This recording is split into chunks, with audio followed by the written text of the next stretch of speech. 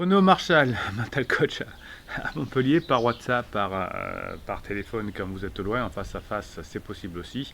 Mais c'est très, je m'aperçois que par téléphone, par WhatsApp, finalement, mes clients me disent que c'est beaucoup mieux parce qu'ils sont de chez eux, ils sont tranquilles, surtout dans des périodes où ils ne peuvent pas trop bouger. Et donc, c'est pour ça que c'est efficace. Et puis, vous avez l'heure de coaching, bien sûr, et les 2 semaines ensuite de suivi. Vous pouvez m'écrire quand vous voulez. Bien sûr, vous avez sous ces vidéos en commentaire votre communauté, notre communauté qui vous aide et qui vous pose des questions auxquelles vous pouvez répondre et qui vous donne des témoignages. Vous n'êtes plus seul. Vous savez que finalement, vous êtes souvent dans un processus de difficulté relationnelle qui est commune à beaucoup de personnes. Alors aujourd'hui, je vais vous parler du râlage, des plaintes dans le couple. Pourquoi mon conjoint râle ou pourquoi j'ai à râler. Alors la difficulté, c'est que quand je râle, ou que quand mon conjoint râle, je vais croire qu'il râle après moi, ou contre moi, ou par rapport à des choses que je fais. Et donc, au lieu d'écouter son râlage et finalement de l'aider à descendre sa peine, je vais me défendre ou je vais lui expliquer ce qu'il doit faire.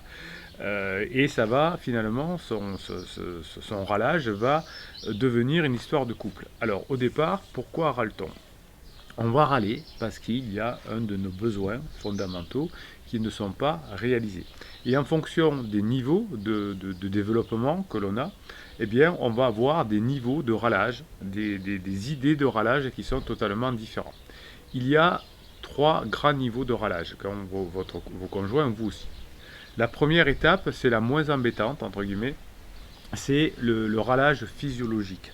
C'est-à-dire que la personne va râler parce que vous ne satisfaisez pas ses besoins physiques. Alors ça peut être sexuel, ça peut être la bouffe est pas bonne, ça peut être tu ne m'aides jamais à faire la cuisine, ça peut être tu ne participes pas au ménage et je suis fatigué. Donc vous voyez quelque chose qui est lié au physique.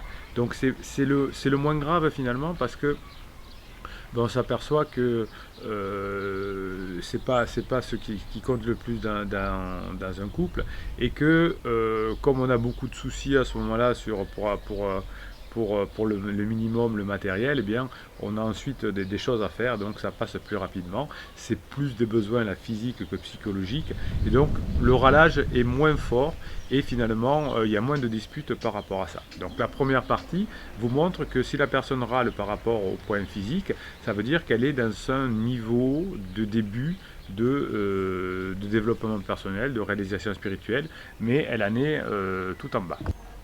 Elle peut également vous reprocher d'ailleurs votre comportement, vous criez trop, vous parlez trop fort, vos vêtements, elle peut se plaindre d'une certaine violence de comportement, mais sans qu'il y ait de violence physique. Vous voyez, ça reste les reproches restent très terre à terre, très physique, et donc ne durent pas longtemps. Les personnes se disputent, ça râle, et puis on revient amis. Hein, mes amis gendarmes que j'ai l'honneur de former régulièrement me disent que parfois ils voient débarquer à la gendarmerie un des conjoints, puis l'autre, et puis ça explose, où chacun se critique beaucoup, et finalement ils ne veulent pas se quitter, ou quand ils vont faire une visite pour expliquer à monsieur ou madame qu'il faut partir, eh bien à ce moment-là les deux se mettent contre les gendarmes, donc c'est des violences un peu, des râlages physiques on va dire, et donc ils ne mènent pas forcément bien loin, mais qui peuvent quand même pourrir la vie.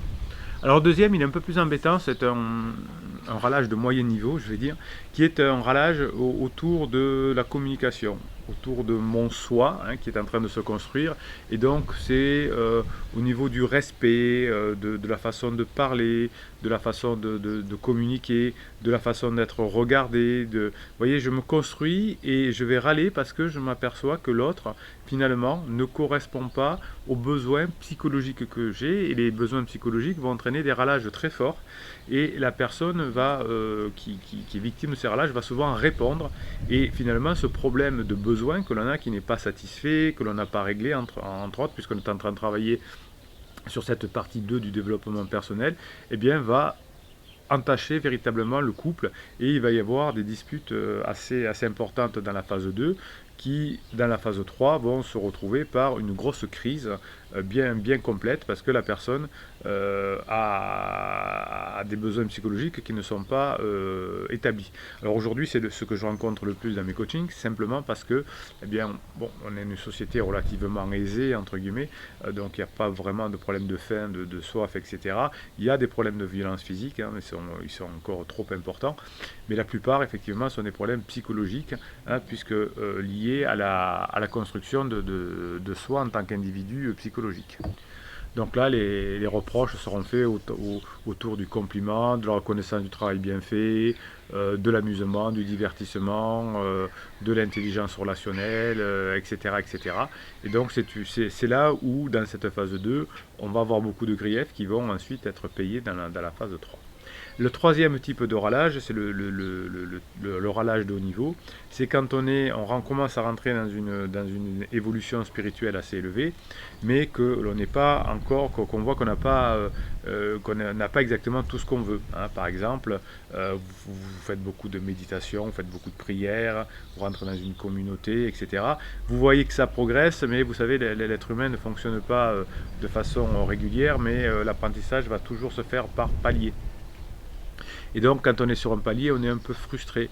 Et donc, on va râler par rapport à cette donnée d'accomplissement personnel.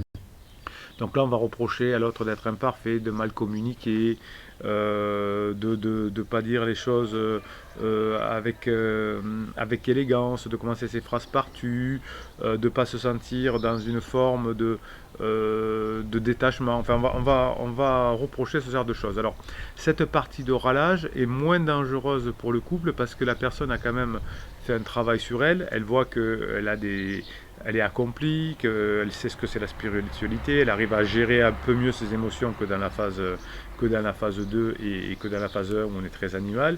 Et donc ça se passe plutôt bien. Mais ce sont des râlages où on ne comprend pas pourquoi son épouse ou son mari, qui fait beaucoup, qui tombe dans le développement personnel, qui tombe dans la recherche de soi, etc., n'est pas quelqu'un qui est épanoui. Ben, c'est normal parce qu'on est en construction et dans cette phase d'auto-accomplissement, de spiritualité, eh bien on a des moments où on appelle la nuit noire. Je vous avais fait une vidéo sur la nuit noire du couple. Alors c'était pas exactement ce que j'explique là, mais je vous disais dans cette vidéo déjà que des personnes comme Sainte Thérèse de Lisieux ou Mère Teresa avaient dans leur foi aussi eu des moments où ils n'avaient plus la foi de croire en Dieu, etc.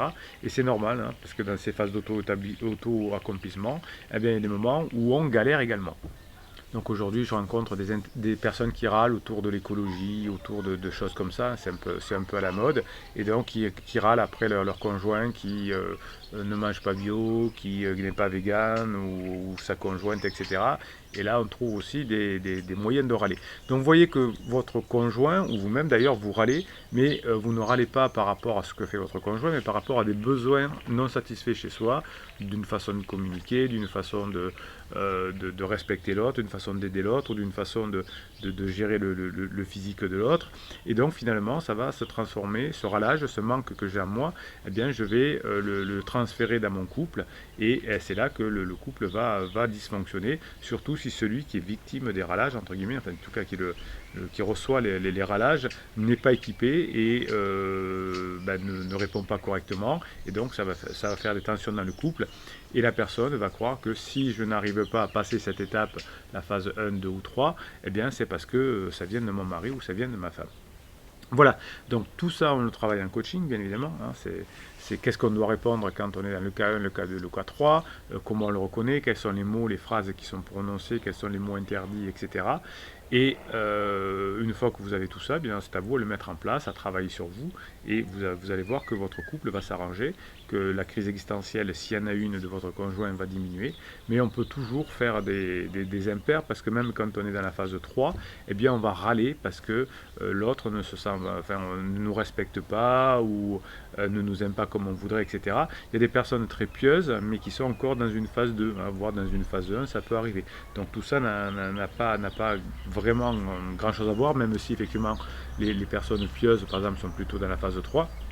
Mais j'ai des clients qui sont très pieux, très croyants, mais qui sont dans la phase 2 et qui s'énervent, qui répondent, qui font des interdits à partir de la phase de non-respect ou juste de mauvaise interprétation ou de choses comme ça. Voilà, donc nous sommes qu'humains, hein, faut être sympa avec nous-mêmes, mais si dans les coachings vous mettez en place tout ce qu'on voit, eh bien on voit que ça s'améliore rapidement notre relation de couple et qu'un couple qui était considéré par beaucoup de thérapeutes comme perdu, eh bien arrive à se reconstituer et on passe en phase 4 et ensuite ça va beaucoup mieux, mais il faut connaître les règles de fonctionnement et de l'humain et du couple. Voilà, donc si vous pensez que cette vidéo peut aider quelqu'un qui est en souffrance parce qu'il râle ou parce que son conjoint râle, mettez un pouce en l'air et YouTube ou votre plateforme préférée se chargera de la proposer à des personnes qui en ont besoin. Donc ça c'est votre acte généreux, un pouce, une proposition pour d'autres personnes qui pourront peut-être être aidées grâce à vous. Posez vos questions, j'y réponds. Vous savez qu'on est une communauté qui communique, qui échange sous ces vidéos dans les commentaires. On s'entraide, on témoigne ensemble et on avance et ça renforce le coaching et ça renforce les 15 jours de suivi. Et puis bien évidemment abonnez-vous à cette chaîne parce que vous avez des posts qui vous sont réservés presque chaque jour à vous les abonnés. Voilà, donc c'était Bruno Marchal, et aime bien dire Bruno Marchal, à très bientôt.